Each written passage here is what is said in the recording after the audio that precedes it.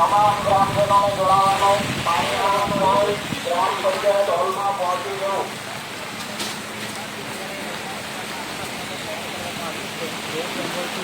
આથી તમામ ગ્રામજનોને જોડાવાનું તાત્કાલિક ગ્રામ પંચાયત હોલમાં પહોંચી જવું.